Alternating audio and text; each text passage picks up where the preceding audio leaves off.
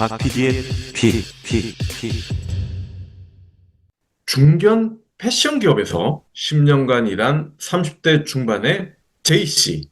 최근에 2살, 3살 남매를 더 신경 써서 육아하기 위해서 단축 근무를 신청했습니다. 이 단축 근무라는 게 생소한 분들도 계실 텐데요. 워킹맘이 경력 단절 걱정 없이 일과 양육을 병행할 수 있게 한다는 취지로 도입된 육아기의 단축 근무 제도입니다. 만 8세 이하 또는 초등학교 2학년 이하의 아이를 키우는 노동자가 최대 1년 동안 주당 근무 시간을 15에서 35시간으로 단축할 수 있게 한 제도인데 2012년 도입이 됐어요. 아이고, 생각보다 오래됐군요. 네. 그 보통 주당 근무 시간을 40시간으로 잡으니까 대체적으로 하루에 2시간가량을 덜 일한다고 하더라고요. 그러니까 그렇군요. 하루에 6시간 정도 근무한다 보시면 되겠습니다. 아니, 그러면 이거 신청하면 다 받아주는 건가요? 아, 그랬으면 좋을 텐데 그럴 리가 없겠죠. 근데 일단 법적으로는요. 남녀 고용평등 그리고 일가정 양립 지원에 관한 법률에 따라야 되기 때문에 사업주가 별다른 이유 없이 신청을 거부하면 500만 원 이하의 과태료를 내야 되는데 여기에 조건이 달려 있죠? 별다른 이유, 즉 별다른 이유가 있으면 신청을 거부해도 됩니다. 아하. 자, 그래서 우리의 제이씨 부장한테 이야기를 했겠죠? 그랬더니 부장은 불가! 이렇게 밝혔습니다. 이유가 뭔고 물어봤더니 하루에 2~3시간을 빠지면 대체 인력도 뽑아야 되는데 회사에 그럴 만한 여력이 없다. 게다가 너 혼자만 애 키우는 거 아니잖냐? 다른 동료들도 애 키우는데 당신도 다른 동료를 배려해달라. 결국 제이씨는 회사와 합의하에 권고사직을 받는 형태로 일을 그만뒀습니다. 아이고, 이게 말이 됩니까? 회사가 왜 이런 분들 배려를 못하나요? 다만 안타까운 건 J씨가 단축 근무를 신청한 취지와 달리 사실상의 강제 퇴사라는 현실입니다. 현실. 취지는 참 이상적인데 현실은 이렇게 강제 퇴사로 돌아왔습니다. 경력 단절을 막기 위해 차선책으로 단축 근무를 하려고 했던 건데 의도와 달리 단축 근무는 고사하고 단절 근무가 돼버렸습니다. 경단녀 피하려다가 경단녀가 된 셈이죠. 육아기 단축 근무 제도 겉으로 보기에는 멀쩡해요. 하지만 실상은 이처럼 너무나 현실과 동떨어져 있습니다. 현행법상 사업주가 2주 안에 대체 인력을 구하지 못하거나 업무 성격상 노동시간을 쪼개기 어려우면 노동시간 단축이 사업 운영에 중대한 지장을 초래하면 신청을 거부할 수가 있습니다. 아이고, 이거 빠져나갈 구멍을 다 만들어준 거 아니에요? 그러니까요. 노동시간을 쪼개기 어렵다, 쉽다. 이거를 어떻게 구분을 합니까? 이게 무슨 레고도 아니고 말이죠.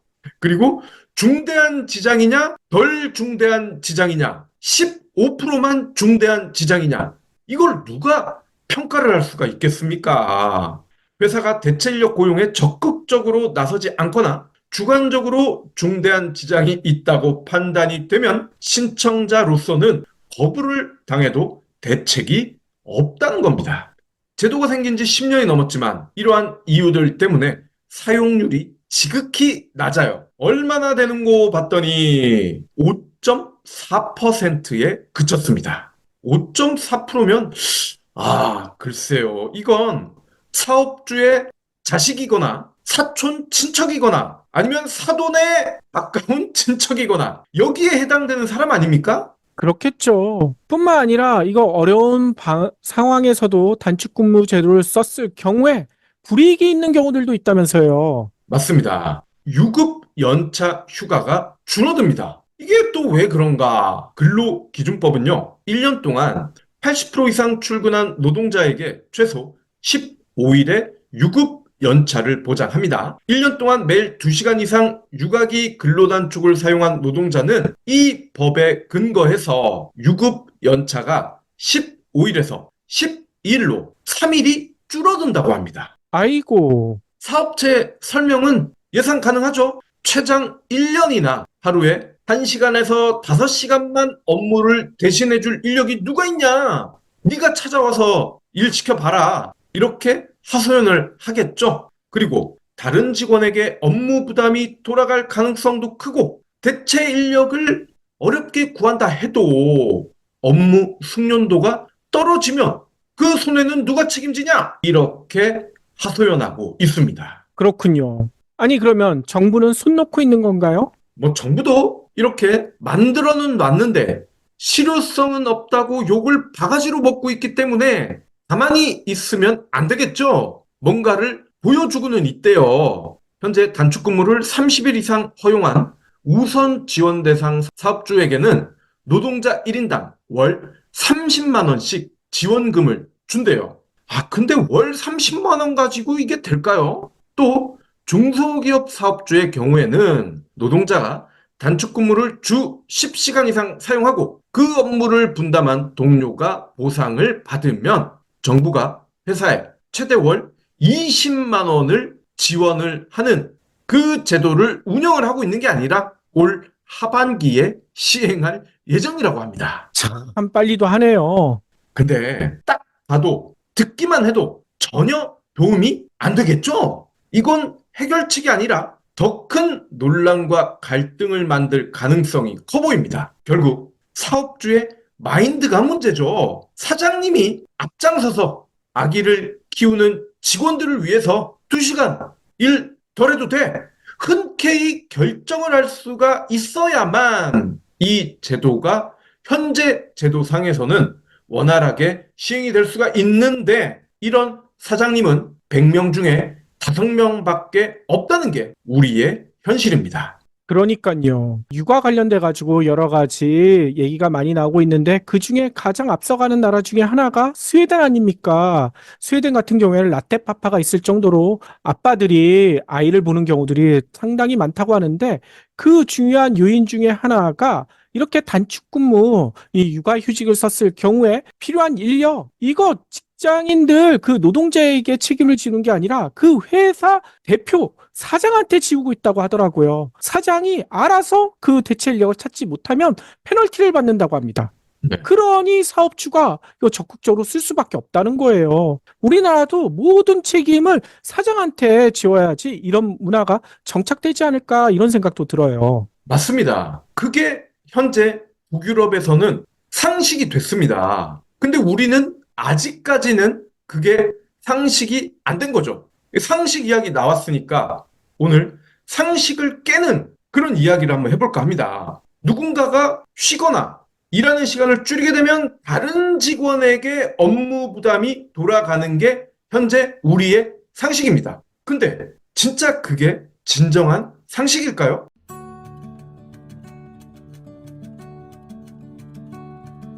요즘은 밤에 운전하는 게 부담스러워요. 표지판도 그렇고 도로 지시선도 뿌옇게 보이더라고요. 나이가 들면서 나타나는 현상이잖아요. 더 나빠지지 않으려면 브리오 루테인을 드세요. 눈 건강과 피로도 개선에 도움을 주는 루테인과 아스타잔틴, 비타민 A를 한 캡슐에 담았거든요. 우리 아이들도 인강 보랴, 스마트폰 보랴 눈을 혹사하고 있던데 같이 먹어야겠네요. 온 가족에게 필요한 우리 가족 눈 건강 지킴이 브리오 루테인. 네이버에서 브리오 루테인을 검색하세요. 동료들도 자신이 해야 할 일보다 더 많은 일을 하고 있기 때문에 이게 우리한테 반사가 되는 건 아닐까요? 쉽게 말해 10명이 해야 할 일을 6, 7명이 하고 있기 때문입니다. 그걸 사장님이 이렇게 만들어 놓은 거고요. 또 업무 분담도 제대로 되지 않았을 가능성이 큽니다. 경볼진이 사랑하는 야구를 예로 들어볼게요. 투수가 갑자기 아파서 포수가 갑자기 배탈이 나면 어떡합니까? 1루수, 유격수, 중견수가 대체할 수 있나요? 아이고, 그러면 그 다음날 뉴스가 되죠. 네, 프로야구에서는 거의 불가능합니다. 왜일까요? 그러면 안 되니까요. 간단합니다. 왜 안 하냐? 그러면 안 되니까 안 하는 거예요. 가끔 야수가 투수를 하는 경우가 있긴 합니다. 근데 이럴 때는 패배가 결정된 상황에서 점수차가 10점 가까이 날 때 투수를 아끼기 위한 꼼수라는 겁니다. 회사도 마찬가지죠. 유격수 역할을 해야 하는 직원에게 일루수, 중견수, 멀티 포지션을 요구하고 있는 거예요. 하지만 자발적인 멀티 포지션이 아니라 강제적인 멀티 플레이어가 되는 겁니다. 오타니도 아닌데 이것저것 다 하면 당연히 기업이 만드는 제품이나 서비스의 질은 떨어지겠죠. 하지만 기업주는 이를 알면서도 인건비를 줄일 수 있으니까, 그리고 품질보다는 양이 중요하니까, 납품 시기 맞추는 게 더 중요하니까, 이러한 이유로 노동자를 힘들게 하는 겁니다. 그러니까요. 그래서 해결책이 있어야 될 것 같아요. 맞습니다. 말씀하신 대로 정부가 사장에게 책임을 지우면 되는데, 그런 페널티를 사장에게 주면 되는데 우리나라는 그렇지가 않다는 거죠. 그렇게 해야 그런 짓을 못할 텐데 말이죠. 물론 그러면 에이씨 더러워서 나 회사 문 닫을래 라는 사장놈도 나올 겁니다. 그럼 그런 회사는 그냥 문 닫게 놔두면 됩니다. 경쟁력도 없고 사회에 도움이 되려는 의지도 없는 사업주나 기업은 도태되는 게 낫습니다. 사업주 자신의 딸이나 손녀가 단축 근무를 신청했다가 권고사직을 받으면 그제서야 생각이 조금 달라질까요? 아님 여자는 원래 그런 운명을 타고난 거야 라면서 각별한 객관성을 유지할까요? 사실 더 중요한 문제가 있습니다. 단축 근무 신청자가 죄다 여성이라는 점이에요. 경단녀라는 말은 많이 들어보셨을 텐데 경단남이라는 말 들어보셨습니까? 왜 남편은 아내 대신 단축 근무를 신청하지 않을까요? 출산 휴가는 출산을 못하기 때문에 아예 쓸 수도 없지만 육아휴직은 쓸 수 있는데도 왜 육아휴직을 신청하는 건 아내가 훨씬 더 많을까요? 단축 근무 제도를 만든 사람들조차도 이 법은 당연히 여성에 해당하는 것으로 인식을 하고 있습니다. 이렇기 때문에 경단녀가 계속 나올 수밖에 없고요. 경단녀가 이렇게 계속 나오게 되면 미처 생각하지 못했던 일이 벌어집니다. 제가 눈여겨봐야 될 데이터를 말씀드릴게요. 며칠 전 국민연금공단이 밝힌 자료인데요. 작년 11월 기준 국민연금 여성 가입자 수는 1,015만 명, 1999년과 비교했을 때 2.2배가 증가했습니다. 뭐 숫자상으로는 2배가 넘게 늘었으니까 많이 늘어난 것처럼 보이긴 해요. 그리고 전체 가입자에서 여성 비율도 같은 기간 29%에서 45.7%로 늘었습니다. 그렇군요. 이 노령연금에서도 데이터 변화가 있다면서요. 네. 그 가입자 물론 중요하죠. 근데 우리가 국민연금 가입하는 가장 큰 이유는 연금을 받으려고 그러는 거 아니겠습니까? 그러니까 받는 것 관련 또 얼마나 돈을 받느냐 이 데이터가 더 중요할 거예요. 이 기간 노령연금을 받는 여성 수급자 비율은 19.5%에서 38.3%로 늘었습니다. 노령연금을 받는 여성의 월 평균 급여액도 99년 말 17만 3,300원에서 2023년 11월은 39만 800원으로 2.3배가 증가했습니다. 특히 월 100만 원 이상의 상대적으로 많은 노령연금을 받는 여성 수는 2010년에는 33명에 불과했지만 작년 11월에는 2만 6,700명 껑충 뛰었습니다. 수치상으로는 가입자도 늘고 연금액도 늘고 뭐 좋아 보여요. 자, 그럼 남성과 한번 비교를 해보겠습니다. 같은 시기를 기준으로 했을 때 남성 노령연금 월 평균 급여액은 75만 6,900원, 노령연금 월 100만 원이 넘는 수급자는 65만 1,900명.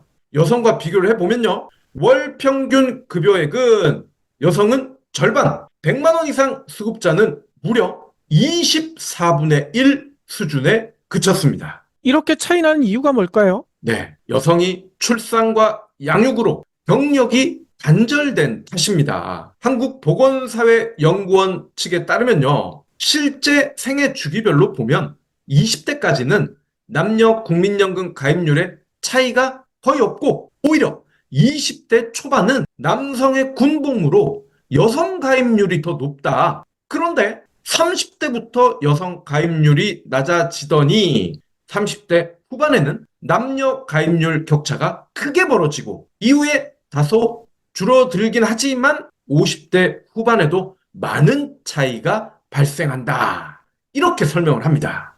그렇군요. 아니, 그렇기 때문에 국민연금 관련해서 받는 것도 여성은 좀 다르다면서요? 이것도 충격적인 데이터인데요. 여성의 경우에는 남자들처럼 노령연금을 받는 것보다는 오히려 유족연금을 받는 경우가 많았다는 겁니다. 유족연금. 유족연금이 뭔지 아실 거예요. 남편이 죽으면 그 배우자가 연금을 받는 걸 뜻하는데 50세 이상 여성 수급자 수는 187만 7천여 명. 이 중 78만 5,200여 명이 파생적으로 수급권을 가지고 있다는 겁니다. 나쁘게 말하면 죽은 남편이라도 있어야 여성들은 노년에 연금을 받을 수가 있다는 겁니다. 경력 단절이 됐기 때문에 국민연금 가입을 못했고 하더라도 가입 기간이 짧기 때문에 이런 상황이 벌어졌다는 거예요. 출산 육아로 경력이 단절돼서 월급이 날아갔고 경력 단절 이후에 애들이 큰 이후에 이제 좀 일해볼까 했더니 재취업이 너무나 어려워서 또 월급을 못 벌고 회사를 다니지 않아서 국민연금 납부를 덜 하게 되고 이로 인해 노년에 받는 연금은 거의 없고 만약 이혼을 했다면 유족연금도 받기가 굉장히 어려워진다는 겁니다. 그렇군요. 아니, 이런 문제들 때문에 사회 갈등도 심화되고 있다면서요. 맞아요. 21세기 새로운 이념 정쟁의 원인 보수와 진보 갈등보다 오히려 젠더 갈등에 있다는 분석이 나왔습니다. 미국, 영국, 독일, 한국, 주요 선진국 20대 남녀를 중심으로 젠더에 대한 인식 차이가 크게 벌어졌다라는 설명인데요. 앞서 미, 영, 독, 한 주요 선진국이라고 말씀을 드렸어요. 특정 국가에 국한되지가 않고 여러 나라에서 비슷한 현상이 벌어지고 있다는 겁니다. 젠더 이슈는 시대 정신이자 글로벌 정신이라는 거예요. 이런 분석을 어디서 했느냐? 지난 1월 파이낸셜 타임스입니다. FT가 새로운 젠더 격차 현상이 벌어지고 있다라는 칼럼에서 21세기에 나타난 젠더 갈등이 심화되고 있다. 이렇게 진단을 했는데 스탠퍼드 연구진에 따르면 21세기 들어서 20대 젊은 여성들의 정치적 성향은 진보에 치우쳤고 20대 남성은 점점 보수로 향하고 있다. 이렇게 강조를 합니다. 그러면서 FT가 한국의 사례에 집중을 했더라고요. 한국의 젊은 세대의 젠더 격차가 가장 크게 벌어졌기 때문입니다. 미국, 영국, 독일보다 더 많이 벌어져 있습니다. 지난해 치러진 대통령 선거에서 20대 한국 남성이 국민의 힘을 지지한 만큼 20대 여성은 민주당을 지지했다. 이렇게 신문은 설명하고 있습니다. 이런 상태라면 젊은이들의 연애, 결혼은 너무나 어렵고요. 출산은 그야말로 미션 임파서블입니다. 아니나 다를까 한국의 출산율은 0.6에 그치고 있죠. 아주 어렵게 출산을 해도 육아 문제로 또 남녀 갈등과 남녀 차이가 생기고 이는 여성의 소득 저하로 이어집니다. 법을 만들고 사업을 하는 남자들이 달라져야 하는데 글쎄요. 방법은 하나밖에 없을 것 같습니다. 국회의원 300명 중에 200명 이상이 여성이어야 되고 그중 정치 성향이 비슷한 여성이 150명 이상 돼야 된다는 겁니다. 너무 극단적이죠? 맞습니다. 저도 인정합니다. 하지만 지금 우리의 젠더 갈등도 그만큼 심각하다는 사실 애청자 여러분도 알고 계셔야 될 것 같아요. 그러니까요. 아마 지금 우리 사회가 문제가 많다는 거 다들 인정하실 겁니다. 그거를 해결하기 위해서는 그냥 단순한 방법 가지고는 좀 힘들 수도 있을 것 같아요. 경불진 완주해 주셔서 감사합니다. 하트 투척, 댓글 남기기, 링크 공유, 계좌 후원 등 경불진 두 PD에게 힘을 보태주세요. 더 좋은 내용으로 보답하겠습니다.